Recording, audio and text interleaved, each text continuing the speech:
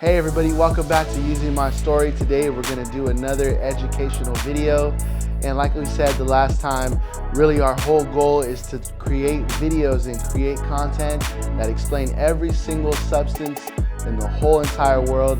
Today we're calling it Drugopedia. It's like the encyclopedia of substances.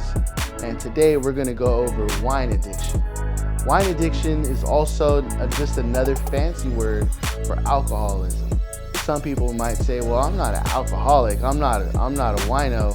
I just like to sip a little bit of wine every day, multiple times a day. And that is called alcoholism. So today we're going to talk a little bit about that, directly connected to the drink called wine. So what are the signs of wine addiction? Number one sign is drinking more than you originally intended, or for drinking longer than you originally intended. Some people start out by sipping a little bit of wine on a nice dinner or a nice date or for a special occasion. Then they start creating reasons to have a little bit more wine. Then the next thing you know, they're having wine every day for dinner or for lunch. And then it just continues on a downward spiral that we also know as alcoholism, becoming an alcoholic, depending too much on the wine. Another sign of wine addiction is when you decide to stop drinking wine or decide to cut back, make the healthy decision to stop drinking wine for a season and you just can't commit to that. Also, if you cancel plans because you just want to keep sipping on that wine, you don't want to go out with your friends, you don't want to go to work, you don't want to go to church, or you don't want to go to school, and you decide to stay home and continue to drink wine, that's a big sign of alcoholism. Also, if you continue to drink despite problems, maybe your spouse or a loved one gave you an ultimatum and they said, if you don't stop drinking wine, it's going to be over. And there you are by yourself, you're still drinking that wine.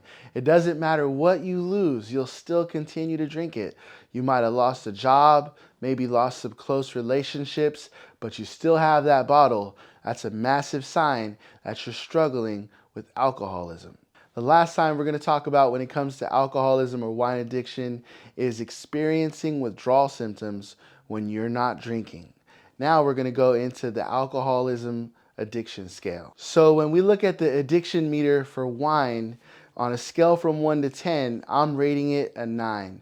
The reason why it's so addictive is because number one, it helps you lose your inhibitions. It helps you let loose and have a good time. It makes you forget about all your problems. And lastly, it's so easily accessible. You can leave your house, go straight to the store and get a bottle of wine. People are drinking it at dinner. People are drinking it in restaurants. Alcohol is one of the few substances where you have to give an excuse for why you're not going to drink. No one ever says, how come you're not going to smoke crack with us today? How come you're not going to do heroin? Come on, we're all doing it. Maybe in a trap house or in the streets, you'll feel that pressure. But with alcohol, the pressure is so much higher because it's socially accepted. If you go to dinner and you don't drink, you have to explain why. If you go to the club and you don't drink, you have to explain why. If you go to a barbecue with your family and you don't drink, you have to explain why. It's so easily accessible, which is why it's so high on the addiction meter. Now let's talk about why is wine so dangerous. I know it seems like it's not dangerous, and everybody, when they think of the most dangerous drugs, people don't automatically go to wine. But one of the main reasons why alcohol is so dangerous and wine is so dangerous is because when you drink big amounts of alcohol or you continue to drink wine every single day, when you stop drinking wine, you're going to have severe withdrawal symptoms. Now, I want to let you know withdrawal symptoms when it comes to alcohol are one of the top deadliest and dangerous withdrawal symptoms you can experience out of all the substances. It's not the highest, but it's up there. It's one of the most dangerous, and you could actually die from going through withdrawal symptoms from alcohol. Also, this is common knowledge, but another big problem linked to alcoholism is liver disease, cancer, and a lot of other serious diseases and health-related issues. Many people who struggle with wine addiction find that it also leads to legal problems, relationship problems, and a whole bunch of other problems. Alcoholism is also linked to a lot of accidents and injuries. I know many people personally. One of the guys that I did a story on for using my story, his name was Von Dion. He got into a massive car accident, and the person on the other side of that accident, they weren't drinking. All they were doing was having a normal night, and now that person is paralyzed. I know another person who was at the bar. They left the bar, they got in their car, they drove, and they accidentally hit somebody with a motorcycle, and that person died. So many accidents can happen with alcohol, and the fact that it's so easily accessible just makes it that much more dangerous. Another accident that I know about is of a young man who was drunk. He was buzzed. He went into a liquor store to do a beer run. Somebody tried to stop him from doing the beer run. The person who tried to stop him slipped, hit their head, and they instantly died.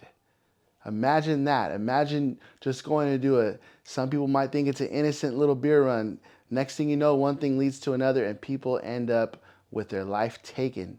Too short. The last thing I want to talk about when it comes to the dangers of wine is the mental health issues that become attached to alcoholism. The top two that become attached to alcoholism is depression and anxiety. All right, so let's talk about the withdrawal scale. Every time we talk about a substance on Drugopedia, we're always going to show withdrawal scale, and the withdrawal scale for wine is a 10 out of 10. The reason why it's rated as a 10 out of 10 is because withdrawals from alcohol can be fatal. They can be deadly. People literally can lose their life on an alcohol withdrawal. Alcohol withdrawals are so bad, you need a doctor to be at your service. You need to be under the care of a physician in an alcohol substance abuse treatment setting. There needs to be nurses involved. There needs to be staff there 24/7. There's medication to take during alcohol withdrawals, all to make sure that you're okay. That's how massive and fatal these withdrawal symptoms can be. Alcoholism can be treated in a detox residential facility. What that means is usually it's either a hospital or a 6-bed residential facility. This is where you'll be under the care of medical staff. They'll always be constantly checking on you every 15 to 30 minutes, making sure your pulse is okay, making sure your heart rate is okay, making sure your withdrawal symptoms are not getting too crazy, making sure you're taking your medications. After that, you could treat your alcoholism or alcohol addiction in an outpatient setting. This is where they'll continue to monitor you. They'll give you what's called a breathalyzer test randomly. Those are the best facilities if they do it randomly more than 3 to 5 times per week. That way, every time you come back from work or every time you're done with your day, you get a random alcohol test. This is going to help you give you that accountability that you really need. A lot of people even go into sober living because their own house is a bad place to be at if they want to stay sober. Again, going back to alcohol being one of the only substances that you need to explain why you're not going to use it. If your house is an environment where it's easy to get drunk, you go to the fridge to get a drink of water and there's beer there, you're at a barbecue with your family and everyone's taking shots, that's going to be a hard environment to stay sober in. So a lot of people choose to go to sober living. There's a few sober livings that I work with, and if you call me on the link in the bio, we can connect you with some really solid ones. They're at a sober living. They'll make sure to breathalyze you. They'll test you randomly. And the best part about it is you're going to be in an environment where people are going to be conducive to your recovery. You're going to surround yourself with people that are doing exactly what you're doing. Many of these people have more time in their sobriety or more time in recovery. They're going to be able to tell you how they did it and motivate you to go even further. That's one of the most important things about staying clean and sober is building what's called a sober support network. Surrounding yourself with people that are gonna support you in your recovery. They're not gonna pull you down. They're not going to make you feel bad because you're trying to do better. They're not going to guilt trip you. They're going to help you and motivate you to live a better life. Another great treatment for alcoholism, or in addition to what you're already going to do in outpatient or detox, is therapy. The reason why therapy is so important is because many people, they drown their problems in alcohol. So once they get sober, guess what? They find that the problems are still there. And when you get involved in therapy, your therapist, whether it's at an individual level or group therapy, they're going to help you get to the bottom line of why you keep trying to run from your problems. They're also going to help you learn coping skills. They're going to help you identify triggers. Triggers are anything in your life or anything you come in contact with that makes you want to go drink. It makes you want to go get high again. And once you begin to identify these triggers and you learn how to deal with them without alcohol, you're going to be able to get one step closer to living that clean and sober life that you always wanted to live. A lot of people also like to go to Alcoholics Anonymous. Again, if you hit my link and you call us, there'll be a ton of resources that we could give you. Also, if you know somebody who's struggling with alcoholism, maybe they're in denial, they don't think they have a problem, but you know that they do, or you have a feeling that they do, feel free to call me. We'll figure out a way to address it and really deal with them on that level. Okay, how toxic is wine? We're going to rate it as an 8 out of 10. Every single time we talk about substances here, we're always going to talk about the toxicity scale. And what that means is, how toxic is this chemical? How toxic is this substance compared to all the other substances? For this one, we're putting it at an 8.